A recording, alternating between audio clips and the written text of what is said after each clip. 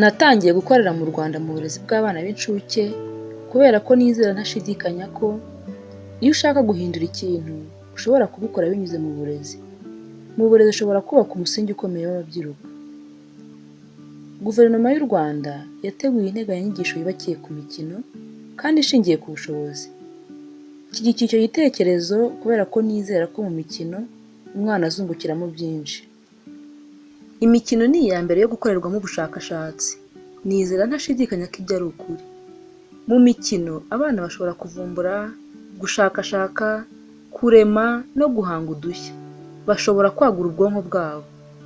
Iyo utangiriye ku mikurire y'ubwonko, uba utangiye umusingi ukomeye w'umwana. Mbese iterambere ry'umwana. Iyo ubwonko bukuze neza, kwiga neza biza ari umusaruro. Iterambere ry'ubwonko ni wo musingi w'iterambere ry'umwana. Ese ubwonko bukora gute? Reka tuvuge ko ari ubwonko. Ubwonko bwacu bugira ibice bibiri. Iki gice n'iki gice. Bigomba gukorera hamwe iyo umwana ashaka gusoma no kwandika neza. Tuzi neza twese abana barangiza amashuri abanza batazi gusoma no kwandika. Nizera ko iyo abo bana baba baragize amahirwe yo gukina mu mashuri y'incuke, uburezi bwabo mu mashuri abanza bwari gutandukana n'uko bimeze ubu. Birashoboka cyane ko ubwonko bw'umwana utabasha gusoma no kwandika bwaba budakorana neza. Kwiga binyuze mu mikino mu mashuri y'incuke nicyo gisubizo kuri ibyo bibazo. Ntabwo ari inshingano z'abarezi b'incuke kubigisha gusoma no kwandika.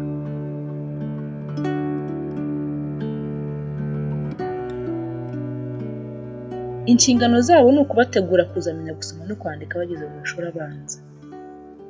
Abarimu bo mu mashuri y'incuke bakora ku ntangiriro y'ubumenyi bwose bukenewe mu mashuri abanza. Mu mikino abana bungukiramo byinshi. Bo ubwabo ntabwo baba bazi neza icyo barimo kwiga, ariko mwatekereza nko kubasha gutekereza byimbitse, guhanga udushya, gushakira ibibazo ibisubizo, kubana neza n'abandi, ubumenyi bw'ururimi, gukoresha imiyego minini n'imito kugira ngo bahuze ibice by'ubwonko byombi, kwigirira icyizere, ubumenyi bubategura kuzamenya gusoma. Ni byinshi umuntu atavuga ngo babirangize. Aho abana mbere bicaraga umunsi wose ku ntebe bateze amatwi mwarimu, basubiramo ibyo arimo kuvuga, bandika mu makaye yabo gusa. Ubu abana barakina, bararyoherwa kandi muri byose baba baniga.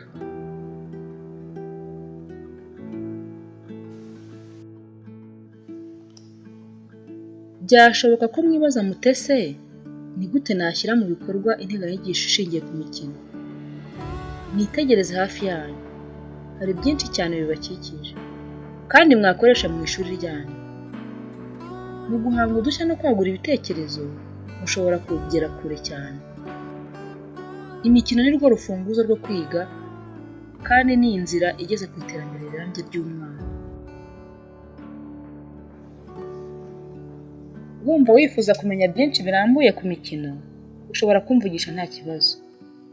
Gariana ni umujyanama mu burezi bw'abana b'incuke mu karere ka Nyamasheke. Yabaye mu Rwanda kuva mu mwaka wa 2016.